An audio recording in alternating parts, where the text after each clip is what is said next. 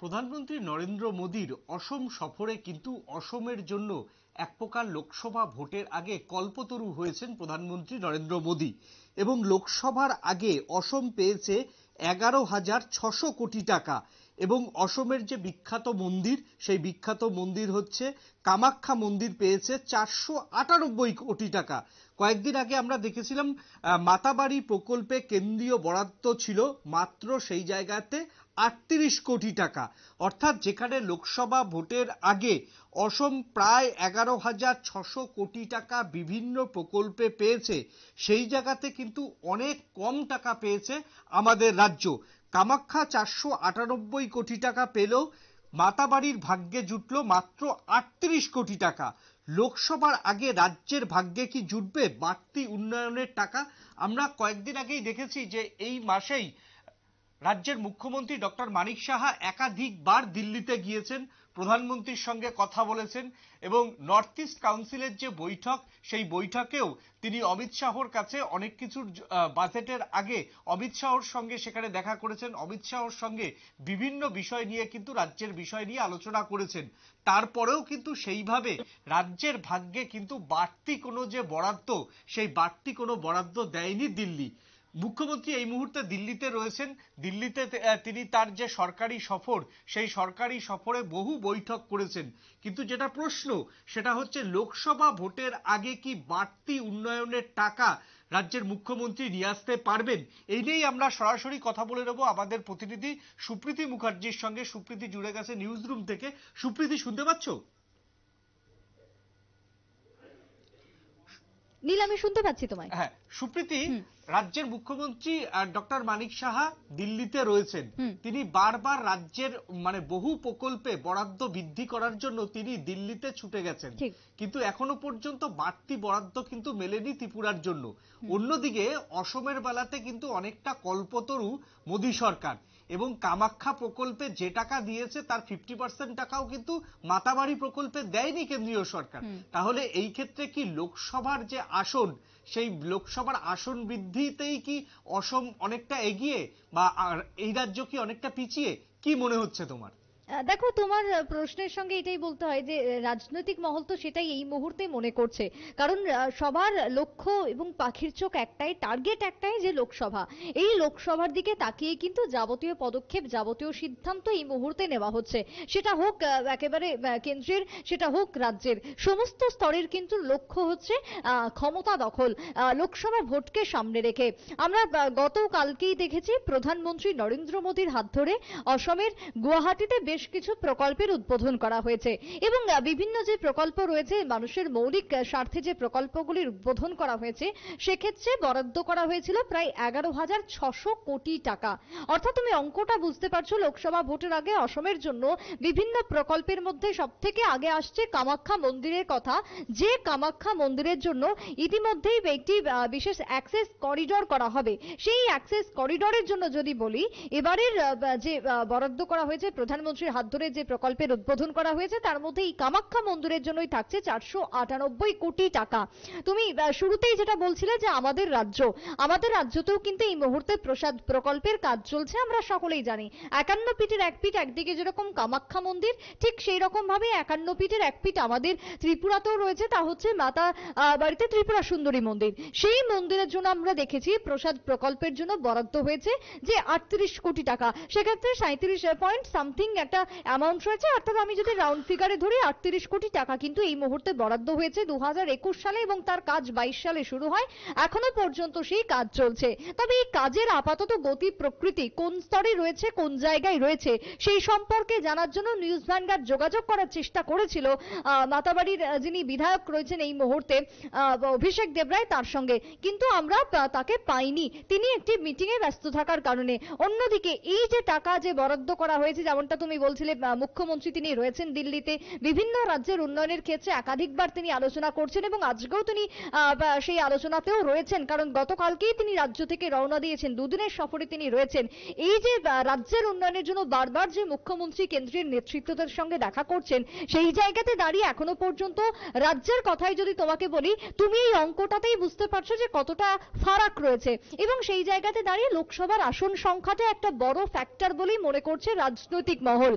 আমাদের রাজ্যে ত্রিপুরার লোকসভা আসন সংখ্যা জানি যে 2টি রয়েছে।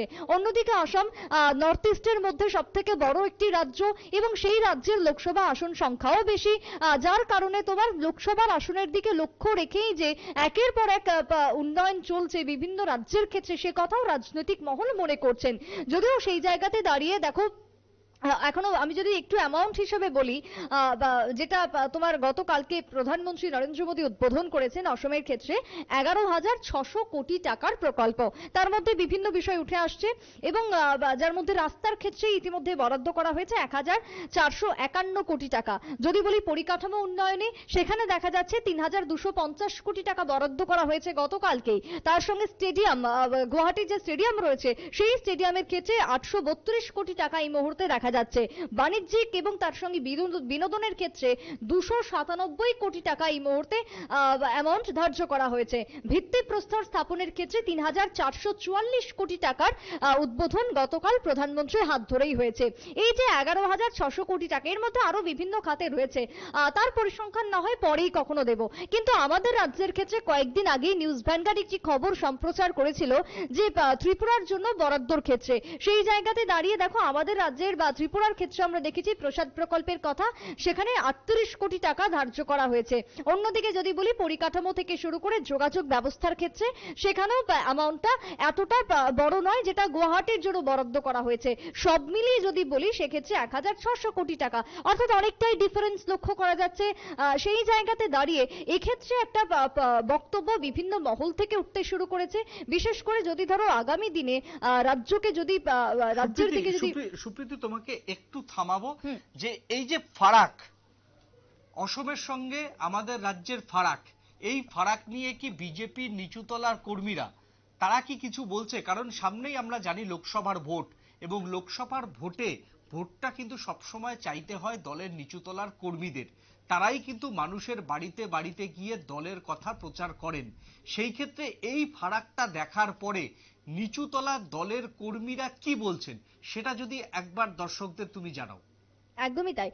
এতে সব থেকে বেশিভাবে যদি কোথাও বক্তব্য শোনা যায় তাহলে সেটা নিচুতলার, অর্থাৎ একেবারে তৃণমূল স্তরের যে কর্মীরা রয়েছে বিজেপির বা শাসক দলের, সেই কর্মীদের ক্ষেত্রে বিভিন্ন বক্তব্য উঠতে ইতিমধ্যেই শুরু করেছে।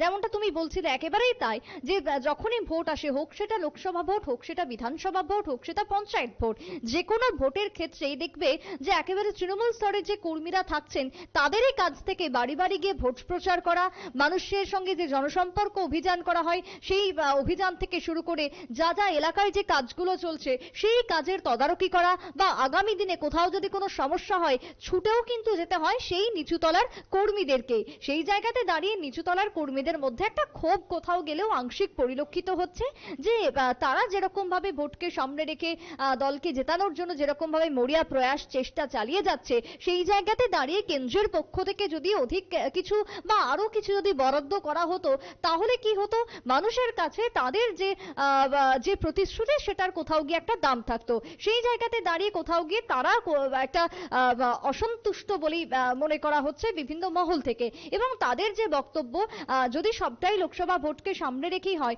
যদি আসনের সংখ্যাকে মাথায় রেখে হয়, তাহলে সেই জায়গাতে বারবার আমরা বিভিন্ন দিক থেকে একটা কোথাও গিয়ে কিছুটা কম হয়তো আমরা অর্থ পাচ্ছি, কোথাও গিয়ে একটা বঞ্চনার শিকারও যেন রয়ে গেছে।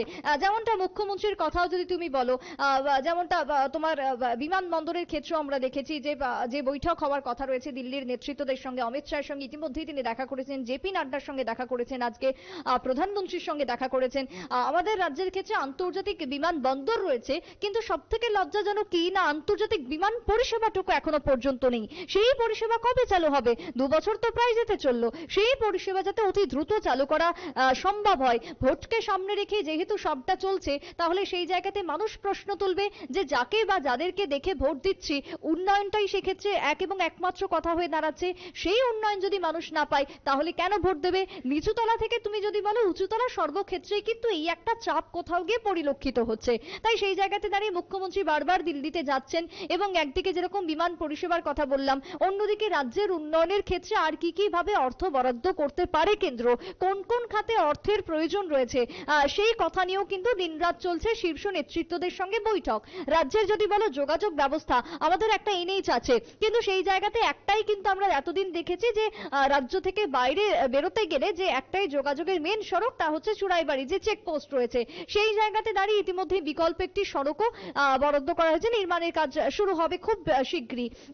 এবং সেক্ষেত্রে রাজ্যের সঙ্গে বহির রাজ্যের যোগাযোগটা আরো দ্রুত হয়ে যাবে। কিন্তু এর পাশাপাশি দেখো যে তৃণমূল স্তরের কর্মীরা রয়েছে, বা যারা ভোটার রয়েছে, তারা কিন্তু সবসময় এনএইচ ব্যবহার করছে না। তারা কোথায় ব্যবহার করছে না, গ্রামীণ যে রাস্তা রয়েছে, মানুষের একেবারে যে পাড়ার যে রাস্তা রয়েছে, অলিগলির যে রাস্তা রয়েছে, সেই রাস্তাগুলোকে ভালো করতে হবে, তার জন্য অর্থ বরাদ্দ করতে হবে।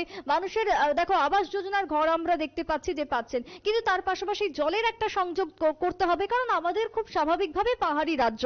এই পাহাড়ি রাজ্য হওয়ার কারণে মাটি খুঁড়ে সেই ক্ষেত্রে অনেক সময় জল পাওয়া যায় না। ছড়ার জল, পাহাড়ের চোষা জলই কিন্তু খেতে হচ্ছে বছরের পর বছর ধরে গিরিবাসীদের। তাহলে সঠিকভাবে রাজ্যে জলের একটা সুবন্দোবস্ত করতে হবে।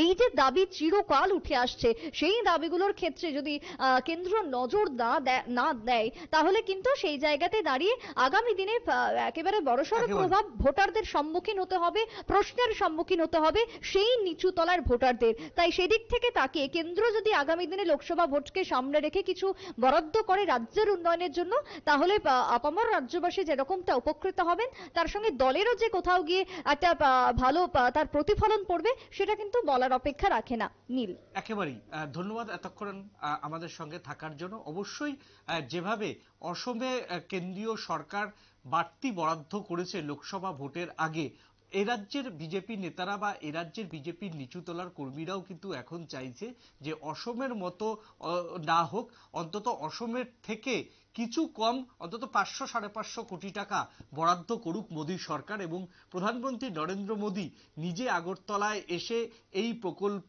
বিভিন্ন প্রকল্পের কথা ঘোষণা করুক লোকসভা ভোটের আগে, এমনটাই কিন্তু চাইছেন এখানকার নিচুতলার কর্মীরা। এখন কোর্টে বল অবশ্যই বিজেপির কেন্দ্রীয় নেতৃত্বের দিকে, কারণ এ রাজ্যে দুটি মাত্র আসনের জন্য প্রধানমন্ত্রী নরেন্দ্র মোদী এ রাজ্যে এসে তিনি প্রকল্পের কথা ঘোষণা করবে কিনা এখন সেটাই দেখার। নিয়ে নিচ্ছি ছোট্ট একটা বিজ্ঞাপনের বিরতি।